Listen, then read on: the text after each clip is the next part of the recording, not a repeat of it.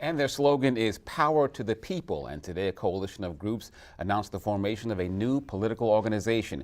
It's called the Maryland Alliance for Election Integrity. The group is celebrating last week's defeat of ballot question J, which would have extended term limits for the county executive and council members. The Maryland Alliance says that measure threatened to put power in the hands of a few. They say the power belongs with the many.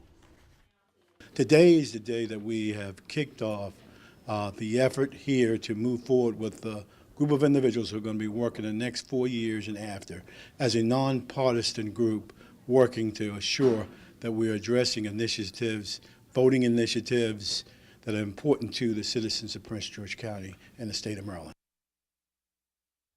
And we're joined now in the studio with Delegate Aisha Braveboy. And she's affiliated with the Alliance and will tell us about the work it hopes to accomplish. Well, first off, why don't we start by telling us a little bit about what is the Maryland Alliance for Election Integrity? Well, they're a group of citizens, voters, who believe that our democracy will only work if the people are involved. And so they want to get involved at many different levels. Not only did they want to defeat Question J, but they also want to make sure that we have real elections, meaning we need to change the way in which we do our districts when we do redistricting. In addition to that, they're going to be pushing for campaign finance reform and really seeking to have public options at local levels. That question, Jay, seemed to be part of the focus of the press conference today. I spoke with a gentleman who said that was the straw that broke the camel's back, and that kind of brought you guys together. What was it about that?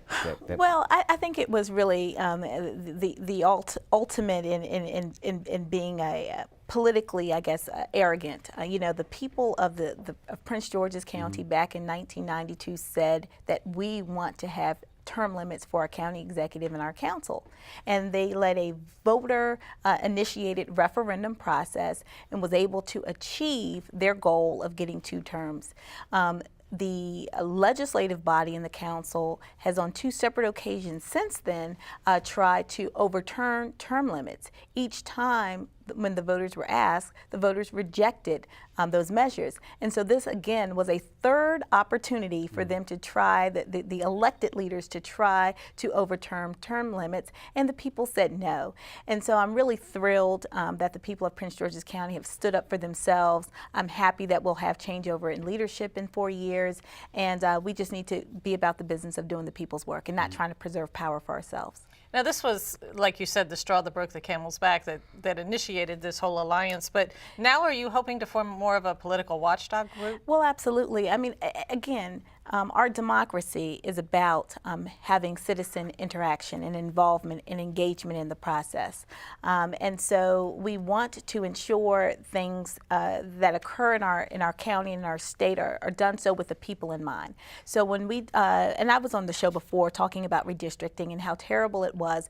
We have now the most gerrymandered districts in the country with respect to our congressional districts. And even our state legislative districts have been terribly gerrymandered. If you look at the 27th legislative district, it crosses 3 districts, 3 counties: Prince George's County, Calvert County, and Charles County. That was done to preserve a power of an individual, had nothing to do with servicing people. That type of thing has to be done away with. You spoke at the press conference about that topic, Yes. and you talked about the governor having a lot of power and how that ends up. Absolutely. How do you go about changing that? Well, we are going to be pushing for some reforms at the state level. One of the things that my office is doing now is sending a letter to the new governor asking him to form a commission to study the redistricting process in Maryland, and we hope that he will use his executive authority to do that.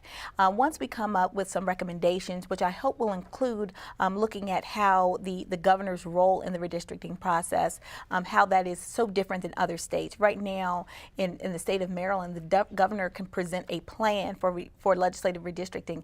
If the legislature doesn't act on it, 45 days later, that plan goes into effect. That is unique. It gives our governor way too much power, and we need to revise that. Quick question. We're going to a Republican governor-elect. Do you think that could make this pass somehow? I absolutely do. I mean, I had a lot of bipartisan support on the redistricting bills that I've had in Annapolis. Of course, the Democratic legislature, controlled legislature, didn't want to act on them, but I think we have an opportunity now.